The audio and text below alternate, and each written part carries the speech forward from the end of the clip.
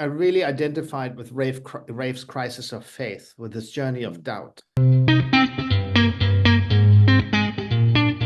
Thank you so Thank you. much. Thank you. Thank you for the time. This is an incredible film again. Just another Oh, wonderful piece. great. Thank you. That's so nice. Thank you. It's lovely to hear. Well, it really is a remarkable story. I'm wondering what excited you to tell it? Well, there was a wonderful, first of all, I mean, I really thought this takes me, I felt it was a thrilling read. There's a vacant position in a very powerful organization, and no matter what that organization is, if there's a power vacuum, people are going to get out their knives and stab each other in the back to fill that throne. So that power dynamic was interesting to me. But also on a deeper level, I really identified with Rafe's crisis of faith, with this journey of doubt.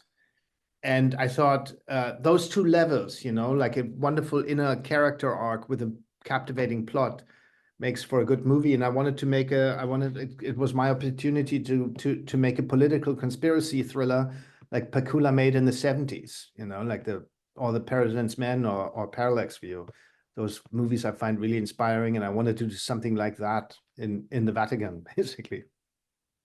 Well, that's one of the things I think is so fascinating about this film is although it takes place in the Vatican, it could take place anywhere where people are jockeying for positions of power.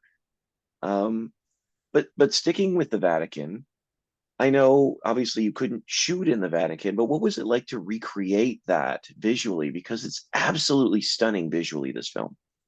Oh, great. Yeah, for me, it was really if it takes place in Washington, D.C. or in a boardroom, it didn't really matter, except that the Vatican is interesting because it takes place behind closed doors and it's mysterious. So I thought it's a very mysterious environment, a very visual environment.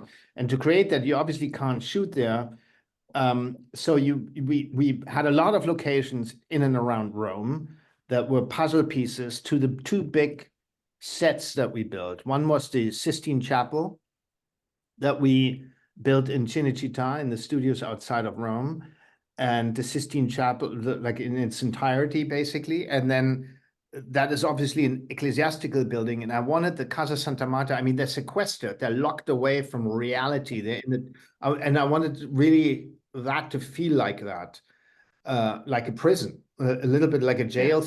The shutters go down and Rafe sits in the dark and all you hear is the fluorescent hum and his breath, and he's alone with that. And that feels claustrophobic and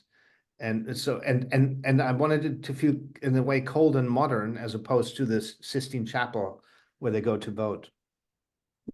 But you can sense that visually. There's so many clean lines. Like you just Yeah. feel like everybody's locked in.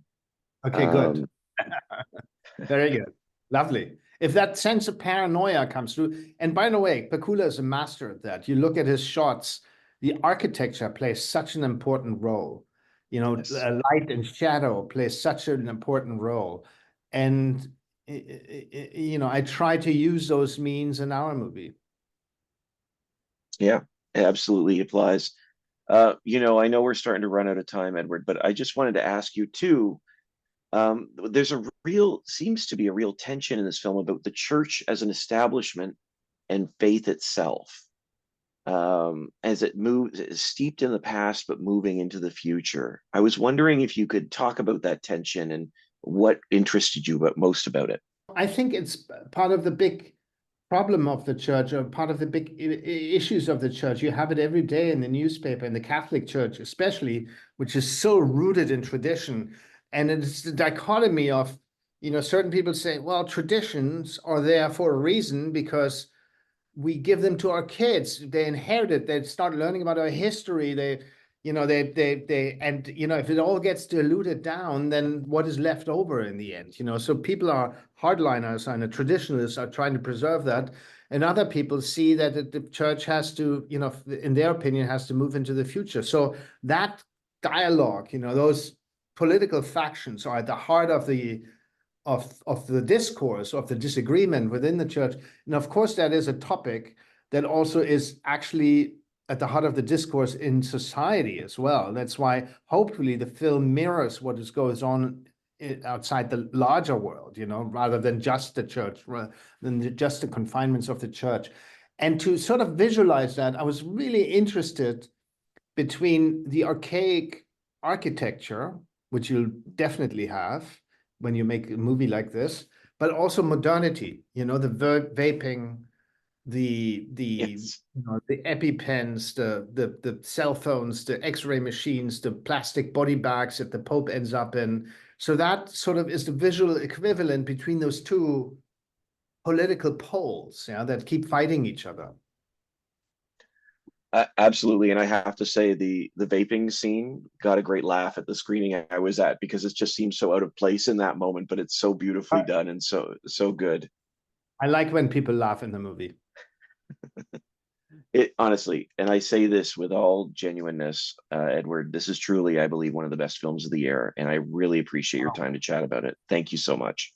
So very much. Super kind. Thank you.